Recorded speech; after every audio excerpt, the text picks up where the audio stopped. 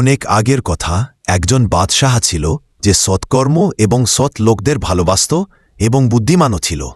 কিন্তু একটি বিষয় তার হৃদয়ে এতই ঘৃণা ভরে দিয়েছিল যে সে প্রতিদিন একটি নতুন মেয়েকে বিয়ে করত এবং বিয়ের পরের দিন তাকে ফাঁসিতে ঝুলিয়ে দিত। বাদশাহের উজির, কাজী সবাই তার এই আচরণে অত্যন্ত বিরক্ত হয়ে গিয়েছিল। একবার আবার বাদশাহ একটি মেয়েকে বিয়ে করল, তাকে এক রাত রাখল এবং পরের সকালে তাকে হত্যা করিয়ে দিল। তখন সমস্ত গ্রামবাসীরা সেই মেয়ের লাশ নিয়ে উজিরের বাড়িতে এসে বলতে লাগল, হে উজির, আমরা ইনসাফ চাই। আমাদের কন্যাদের কি অপরাধ যে বাদশাহ তাদের নির্দয়ভাবে হত্যা করেন? উজিরও তাদের কথা শুনে অত্যন্ত দুঃখী হতেন, কিন্তু বেচারা উজির কি করবেন? তিনি প্রতিটি বিষয়ে বাদশাহকে বোঝাতেন, কিন্তু বাদশাহ উজিরের কথা শুনতেন না। গ্রামবাসীরা মাথা নিচু করে কাঁদতে লাগল এবং তাদের অভিযোগ উজিরকে শোনাতে লাগল। সেই উজিরের একটি সুন্দরী মেয়ে ছিল, যে গ্রামবাসীদের অবস্থা তার বাবার পাশে দাঁড়িয়ে শুনছিল। উজিরের মেয়ে অত্যন্ত সুন্দরী, বুদ্ধিমতী ও স্মার্ট ছিল। সে তার বাবা উজিরকে বলল, বাবা, আমি বাদশাহ সালামতের সাথে বিয়ে করতে চাই। উজির বলল, মা, তুমি জানো যে সেই জালিম তোমাকে বিয়ের পরের দিন হত্যা করবে, তবুও তুমি তার সাথে বিয়ে করতে চাও? মেয়ে বলল, বাবা, লোকে কি বলবে? উজির নিজের মেয়েকে লুকিয়ে রাখে আর অন্যদের মেয়েদের উপর অত্যাচার হতে দিবে। কিয়ামতের দিন আপনি লোকদের কাছে এটা বলতে পারবেন না যে যেখানে তিনি অন্যদের মেয়েদের বাঁচাতে পারেননি, সেখানে তিনি নিজের মেয়েকেও বাঁচাতে পারেননি। তাই বাবা, আপনি আমার বিয়ে তার সাথে করিয়ে দিন। আর তাছাড়া বাবা, জীবন ও মৃত্যু আল্লাহর হাতে। উজির তার মেয়েকে খুব ভালোবাসতেন, কিন্তু মেয়ে যখন অনেক জোর করল তখন উজির রাজি হয়ে গেলেন। বন্ধুরা, ভিডিও আগে বাড়ানোর আগে জেনে নি যে বাদশাহ সালামত এমন কেন করত। অনেক আগে সেই বাদশাহের একটি স্ত্রী ছিল যাকে সে খুব ভালোবাসত। একদিন বাদশাহ তার বিছানায় তার স্ত্রীকে একজন দাসের সাথে অবৈধ সম্পর্কে লিপ্ত দেখে ফেলে। কিন্তু যে অবস্থায় সে তার স্ত্রীকে দাসের সাথে দেখেছিল, সেই অবস্থায় সে তার স্ত্রী ও দাসের একটি ছবি আঁকিয়ে নিয়ে এবং তার কক্ষে টাঙিয়ে দেয়, যাতে তার স্ত্রীর বিশ্বাসঘাতকতা সবসময় তার সামনে থাকে এবং তার মনে থাকে যে নারী কতটা বিশ্বাসঘাতক হয়। বাদশাহের হৃদয়ে নারীদের প্রতি এতটাই ঘৃণা বেড়ে গিয়েছিল যে তার কাছে সমস্ত নারী একই রকম মনে হতে লাগল। এই কারণেই বাদশাহ যে মেয়েকে বিয়ে করত, পরের দিন তাকে ফাঁসিতে ঝুলিয়ে দিত, এই ভেবে যে না তার জীবনে কোনো নারী থাকবে, না তার সাথে কেউ বিশ্বাসঘাতকতা করবে। বাদশাহকে এ বিষয়ে তার উজির বশির অনেক বোঝানোর চেষ্টা করেছিল, কিন্তু বাদশাহ বুঝল না। এবার আমরা যাই উজিরের দিকে, যিনি অসহায় হয়ে তার মেয়েকে বাদশাহের সাথে বিয়ে করাতে সম্মত হন। উজির বাধ্য হয়ে বাদশাহের কাছে এসে বলেন, বাদশাহ সালামত, আমার মেয়ে আপনার সাথে বিয়ে করতে চায়। বাদশাহ অবাক হয়ে বলল, তোমার মেয়ে কি জানে না যে বিয়ের পরের দিন আমি তাকে ফাঁসিতে ঝুলিয়ে দিব? উজির চোখে জল নিয়ে বলল, এ মেয়ে জিদ করছে। বাদশাহ বলল, যদি তোমার মেয়ে জিদ করছে এবং তুমি তার জিদ পূরণ করতে চাও, তাহলে বিয়ের প্রস্তুতি শুরু করে দাও। পরের দিনেই উজিরের মেয়ে ও বাদশাহের বিয়ে হয়ে যায়। উজিরের মেয়ে এখন বাদশাহের মালিকা, রানী হয়ে যায়। বাদশাহ যখন বিয়ের রাতে উজিরের মেয়েকে দেখে, তখন সে অত্যন্ত সুন্দরী ছিল। বাদশাহের দৃষ্টি উজিরের মেয়ের দিকে ছিল, কিন্তু হঠাৎ সেই ঘরে টাঙানো তার স্ত্রীর ছবির ওপর বাদশাহের নজর পড়ে যায়।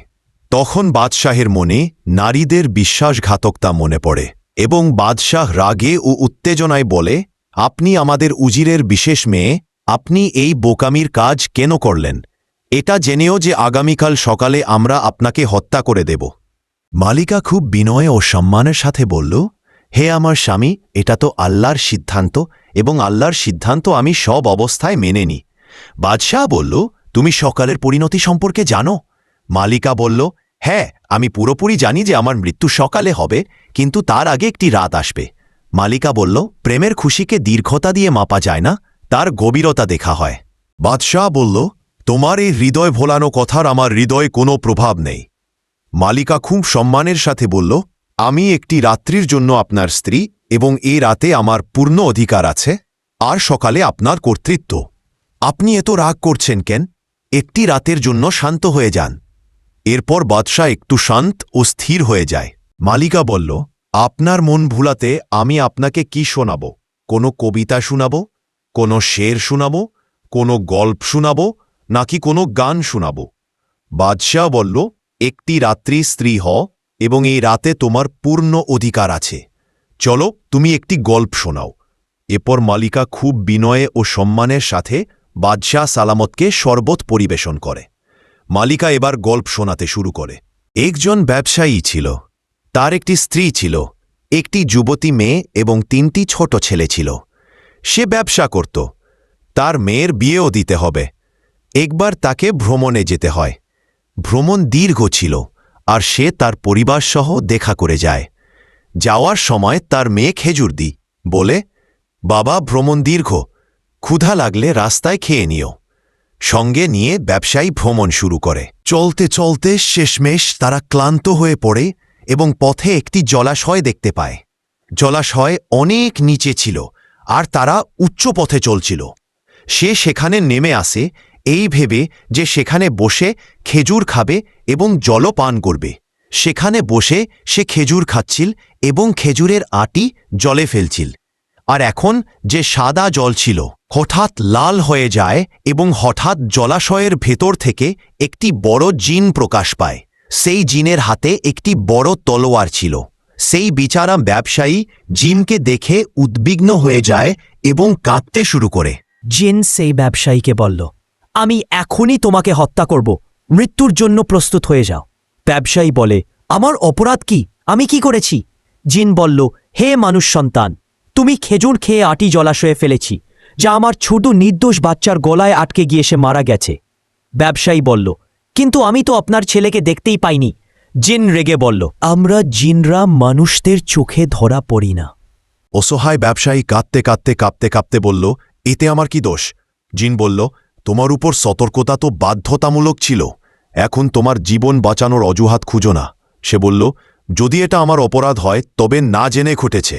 জিন বলল, না জেনে হোক বা জেনে শুনে, অপরাধ অপরাধী। আমার ছেলের প্রতিশোধ চাই। রক্তের বদলে রক্ত, এটাই ন্যায়। বেচারা ব্যবসায়ী অসহায় হয়ে ভয়ে ভয়ে বলল, যদি আমাকে মেরে তোমার প্রতিশোধ পূরণ হয়ে যায় তাহলে আমি রাজি আছি। ব্যবসায়ী বলল, আমার একটি শর্ত আছে। জিন বলল, সেটা কি? ব্যবসায়ী বলল, মৃত্যুর পর কবরের মাটির বোঝা তো বহন করতে পারি, কিন্তু লোকদের কাছ থেকে নেওয়া ঋণ, সেই বোঝা আমি বহন করতে পারি না। এই দেখো, এসব লোকদের জিনিসপত্র ও আমানত, যা আমাকে লোকদের কাছে পৌঁছাতে হবে। আর আমার একটি যুবতী মেয়ে আছে, যার বিয়েও দিতে হবে। আমাকে এই ঋণ পরিশোধ করার সময় দিয়ে দাও, যাতে আমি তোমার প্রতিশোধের যোগ্য হতে পারি এবং তুমি তোমার প্রতিশোধ নিতে পারো।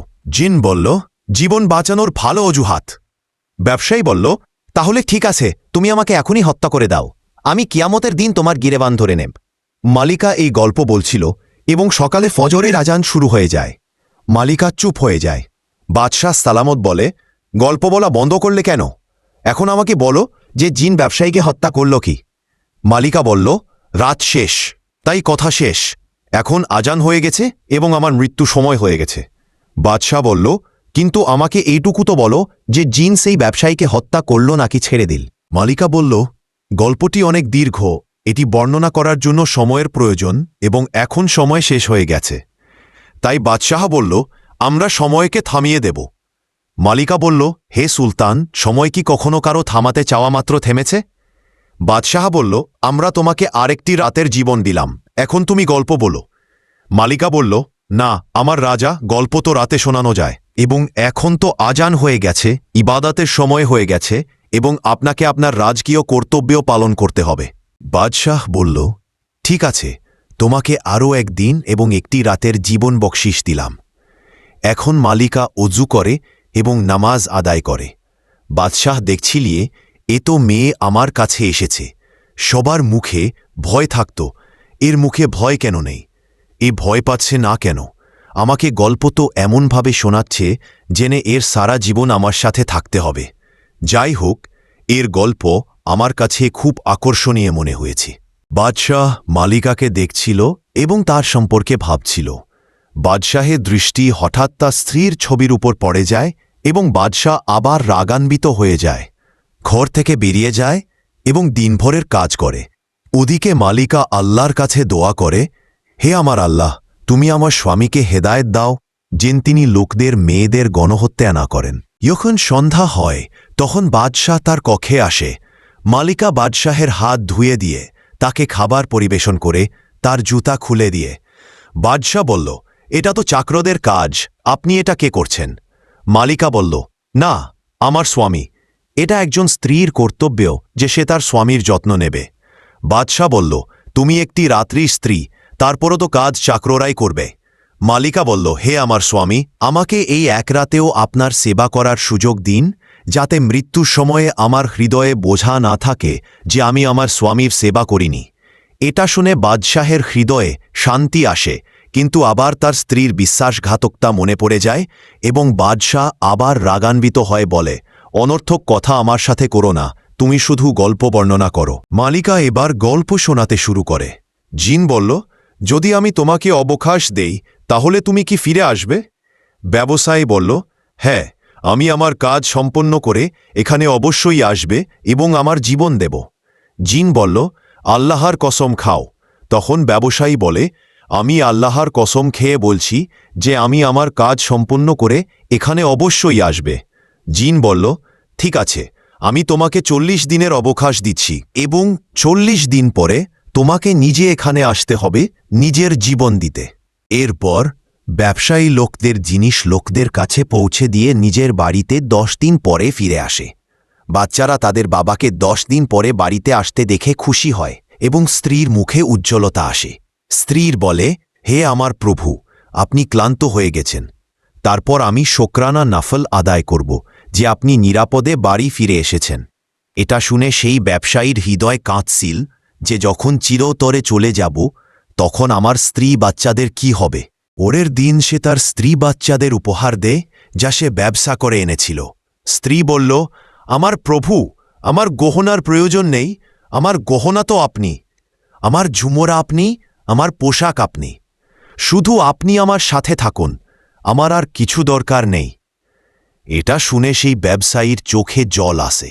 সেই ব্যবসায়ী কাগজে তার জীবনের দিনগুলি লিখেছিল এবং সেই কাগজটি পকেটে রেখেছিল। প্রতিদিন দেখতে যে তার জীবনের একটা দিন কম হয়ে যাচ্ছে। শেষমেশ সে তার মেয়ের বিয়ে করিয়ে দেয় এবং তার মেয়ে বিদায় নিয়ে নিরাপদে শ্বশুর বাড়িতে চলে যায়। এখন সেই ব্যবসায়ীর মৃত্যুর সময় অত্যন্ত কাছে এসে গিয়েছিল। তার পরিবার থেকে বিচ্ছেদের দুঃখ তাকে ভেতর থেকে খালি করে দিচ্ছিল। তার ছোট ছোট বাচ্চা ও স্ত্রীর চিন্তা তার মনে আসছিল যে আমার ছাড়া এরা কোথায় যাবে, এদের কি হবে। তার স্ত্রী কিছুই জানত না এবং সে অজ্ঞাত অবস্থায় ঘুমিয়েছিল, আর ব্যবসায়ীর ঘুম আসছিল না। ব্যবসায়ী তার স্ত্রীকে জাগায়, তখন স্ত্রী উঠে বলল, আপনার মুখে এত ঘাম কেন এসেছে? ব্যবসায়ী বলল, এই ঘাম মৃত্যুর ভয়ে এসেছে, একটু আমাকে আয়না আনিয়ে দাও, আমি আমার মুখ দেখি যে মৃত্যুর ভয় কেমন হয়। স্ত্রী বলল, আপনি এমন অশুভ কথা কেনে বলছেন? আল্লাহর শকর আদায় করুন, আল্লাহ পাক আমাদের সম্মান দিয়েছেন এবং পরিশ্রমের সম্পদ দিয়েছেন। এরপর সেই ব্যবসায়ী কাঁদতে কাঁদতে তার স্ত্রীকে পুরো ঘটনা বলে যে তার সাথে কি হয়েছিল। এটা শুনে স্ত্রীর কলিজা মুখে এসে যায় এবং সে স্ত্রী ছটফট করে রয়ে যায়। স্ত্রী যখন পুরো গল্পটি শোনে তখন বলে, আমাকেও সাথে নিয়ে চলুন, আপনার জায়গায় আমি নিহত হব, এভাবে সেই জিনেরও শান্তি হবে। ব্যবসায়ী বললেন, না, বাচ্চাদের মা মারা যায়, তখন বাচ্চারা এতিম হয়ে যায়, আমার যাওয়ার পর তুমি বাচ্চাদের দেখাশোনা করো। ব্যবসায়ী কাঁদতে কাঁদতে বলল, যদি আমার সঞ্চিত সম্পদ শেষ হয়ে যায় বা কোন আকাশী বিপদ এসে যায় এবং তোমার কাছে কোন উপায় না থাকে, তাহলে আমি তোমাকে অনুমতি দিচ্ছি যে তুমি দ্বিতীয় বিয়ে করে নিও। স্ত্রী কেঁদে বলল, এটা শোনার জন্য আমি বেঁচে আছি, কত ভালো হতো যদি আমি আপনার পায়ের কাছে মারা যাই। স্ত্রী কাঁদতে কাঁদতে বলল, বিশ্বস্ত স্ত্রীর একটাই স্বামী হয়। আল্লাহ নারীকে মায়ের মর্যাদা দিয়ে সম্মানিত করেছেন এবং নারী থেকেই আউলিয়াদের, নাবিদের, পয়গম্বরদের জন্ম দিয়েছেন, কিন্তু প্রায়ই এরা তাদের স্বামী ও বাচ্চাদের ভালোবাসায় টানে কাচের মতো বিখিরে যায়। ব্যবসায়ী বলল, হে আমার বিশ্বস্ত স্ত্রী, এখন খোদার রোজায় রাজি হয়ে যাও, সবর ছাড়া আর কোনো উপায় নেই।